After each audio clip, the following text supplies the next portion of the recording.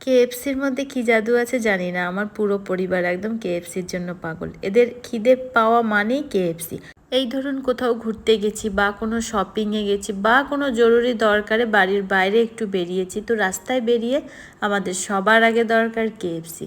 আর এখন তো সন্ধেবেলা খিদে পেয়ে গেছে। আজকে কোনো কম্বো নেওয়া হয়নি, এগুলো আলাদা আলাদা সিলেক্ট করা হয়েছে। এটা যখন এসেছে তার থেকে 2 ঘন্টা এটা ওয়েট করেছে বাড়িতে, কারণ অলিভিয়া পড়তে বসেছিল তাই। তারপর আমি সন্ধ্যা দিয়েছি, সন্ধ্যা দেওয়ার পরে তারপর আমি বাচ্চাদেরকে নিয়ে বসেছি এটা খাওয়ার জন্য। এখানে পপকর্ন ছিল, স্ট্রিপ ছিল, আর ছিল 2টো লেগ পিস।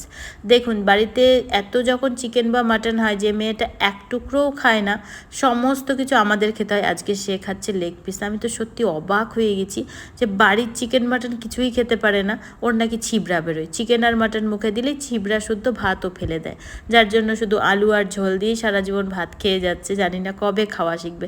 কিন্তু দেখুন কেএফসিটা কীভাবে পটাপট খেয়ে নেয়, আমি সত্যি অবাক হয়ে গেছি আজকে ওর খাওয়া দেখে। আবার বলছে এই লেগ পিসটাই তো আমি ভালোবাসি, এটাই তো ফেভারিট আমার।